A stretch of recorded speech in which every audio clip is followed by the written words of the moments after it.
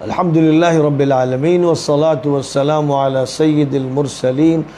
محمد وآلہ وصحبہ اجمعین۔ آج کا جو دن ہے 24 شوال کا، 1444 کے 24 شوال کا، اور دوسری طرف 2023 کے 15 مئی کی تاریخ کا، یہ دن ایک تاریخی دن ہے۔ اس دن ایک ایسی فتح حاصل ہوئی ہے جس فتح پر پورا عالم اسلام خوش ہے، تمام مسلمانوں کو خوشی ہے۔ ایک بہت خطرناک قسم کا معرکہ ترکی کی سرزمین پر درپیش تھا، اور ایک طویل عرصے سے سارے مسلمان دیندار خاص طور پر فکر مند تھے کہ جو کوشش ہو رہی ہے ملحدوں کی طرف سے، لادینوں کی طرف سے، جو یہ چاہتے ہیں کہ ترکی کو یورپ کا غلام بنا دیا جائے اور امریکہ کی جوتیوں میں ڈال دیا جائے اور اس کے ٹکڑے کر دیے جائیں اور اس میں انتشار برپا کیا جائے اور اس کو 20ویں صدی کے اوائل کے دور کی طرف لے جایا جائے، جب مصطفیٰ کمال جیسے مجرم نے ترکی میں دین پر پابندی لگا دی تھی، قرآن کو پٹک کے پھینک دیا تھا اور اذان پر پابندی لگا دی گئی تھی، جس مجرم نے ترکی کو ملحد بنانے کی ہر ممکن جد و جہد کی تھی اور ہزاروں علماء کو شہید کیا تھا، اور ایسا لگتا تھا کہ اب ترکی ہمیشہ ہمیش کے لیے اسلام کی سے چھین کر یورپ کی طرف، یورپ کی جوتیوں میں پھینک دیا گیا ہے اور اس کو الحاد کی بھٹی میں جھلسا دیا گیا ہے، جس کے خلاف شیخ سعید نورسی نے بڑی محنتیں کی۔ اور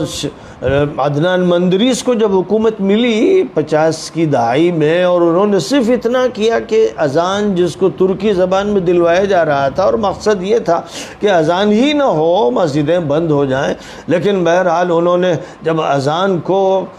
عربی زبان میں دلوانے کا فیصلہ کیا تو ان کے خلاف مجرم فوج نے، مصطفیٰ کمال کے جو ہرکارے تھے اور جن ملحدوں کو اس نے مسلط کیا تھا، انہوں نے پھر ان کی حکومت گرا دی اور اس کے بعد ان کو سولی پہ چڑھا دیا۔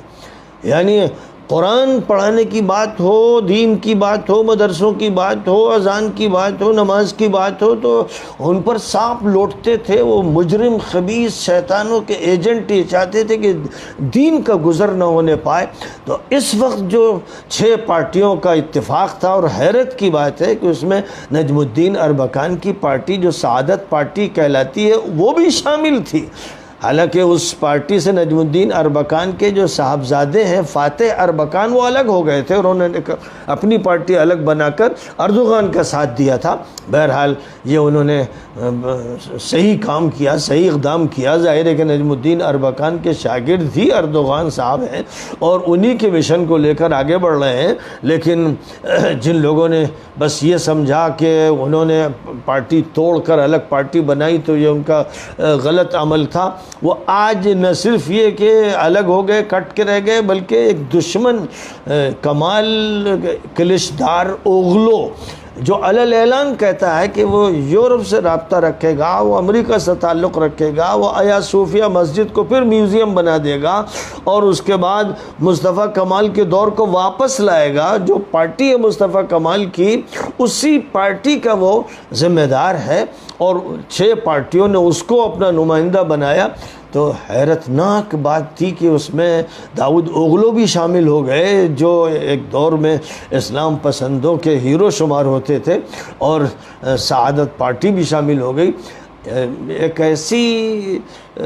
کوشش کی جا رہی تھی اور ایسا محاذ بنایا گیا تھا کہ لگتا تھا کہ اب اردوغان نہیں رہ سکیں گے۔ 20 سال انہوں نے حکومت کی ہے، لیکن اب ایک بڑا طبقہ یہ فیصلہ کر چکا ہے کہ ان سے حکومت چھین لینی ہے اور ان کو محروم کر دینا ہے۔ ان سے شکایتوں کا انبار لگا دیا گیا تھا، لیکن جو بھی مسلمان تھے، جو بھی اسلام پسند تھے، اور ترکی کی سرزمین پر جو بھی دیندار لوگ تھے، اور باہر کی پوری دنیا میں جتنے بھی اسلام سے وابستہ افراد ہیں، وہ سب کے سب دعا گو تھے اردوغان کے لیے، اور وہ سب یہی چاہتے تھے کہ ان کو فتح حاصل ہو، کیونکہ وہ سمجھتے تھے کہ خدا نخواستہ ان کو اگر شکست ہو گئی تو اس کا نتیجہ بڑا بھیانک ہوگا اور ترکی کو پھر الحاد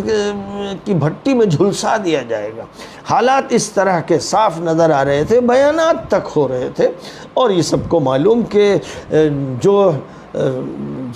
سیادت اور قیادت کے منصب پر بٹھایا گیا تھا 6 پارٹیوں کی طرف سے، وہ ایک ایسا انسان ہے جو لادینی خیالات کا مالک ہے اور ملحدانہ نظریات رکھتا ہے، تو اس لیے بڑے سخت خطرات تھے۔ اور حیرتناک بات ہے کہ ان سب نے مل کر اتنا پروپیگنڈا کیا اور اردوغان کو اتنا بدنام کیا، اور پورا یورپ شامل ہو گیا، پورا امریکہ اس پروپیگنڈے میں شامل ہوا، اور حالات اتنے خطرناک تھے کہ یہ لگتا تھا کہ اردوغان شاید جیت نہیں پائیں گے۔ ٹکر بڑی زبردست ہے اور ایک بہت بڑی تعداد کو دھوکہ دیا گیا ہے، گمراہ کیا گیا ہے، جیسے مصطفیٰ کمال نے شروع میں دھوکہ دیا اور لوگوں کو گمراہ کیا، پہلے علماء کو بھی گمراہ کیا، ان کو دھوکہ دیا، اور اس کے بعد پھر اس نے اپنا چہرہ دکھایا تو اس وقت یہ معلوم ہوا کہ یہ بدترین قسم کا خبیث یہودی ہے، اور وہ مسلط ہو گیا، اور اس نے پوری کوشش کی کہ ترکی سے دین کو کھرچ کے پھینک دیا جائے۔ لیکن بہرحال جو نتائج سامنے آئے ووٹنگ کے بعد، کل جب ووٹوں کی گنتی شروع ہوئی اور نتائج سامنے آنا شروع ہوئے تو اطمینان شروع ہوا کہ اردوغان جیت کی طرف آگے بڑھ رہے ہیں۔ ابھی جو بات فائنل طور پر کہی گئی ہے کہ یہ جیت تو ہوئی ہے اور وہ بہت آگے ہیں، لیکن ابھی مزید ایک اور دور ہوگا، اس میں پھر دوبارہ کلچدار اوغلو کے درمیان اور اردوغان صاحب کے درمیان الیکشن کی پھر آزمائش ہوگی، اس میں کون کامیاب ہوتا ہے، صدارت کی کرسی پہ کون بیٹھے گا۔ بظاہر تو آثار بالکل واضح ہیں کہ اردوغان کی جیت ہوئی، اور یہ جیت نہ صرف یہ کہ باقی رہے گی بلکہ آگے بڑھے گی، دوسرے راؤنڈ میں بھی ان کو جیت حاصل ہوگی اور زیادہ اچھے پیمانے پر ہوگی۔ اور جہاں تک تعلق ہے پارلیمنٹ کے الیکشن کا، تو اس میں تو اردوغان صاحب کی زبردست جیت ہوئی ہے، وہ بہت آگے بڑھے ہیں، ان کو سب سے زیادہ سیٹیں ملی ہیں، تو اس اعتبار سے انہوں نے جو کامیابی درج کی ہے اس پر پوری ترکی کے جو اہل ایمان ہیں وہ خوش ہیں، اور پوری دنیا کے مسلمانوں کو مسرت ہے اور خوشی ہے، اور بہرحال مبارک ہو۔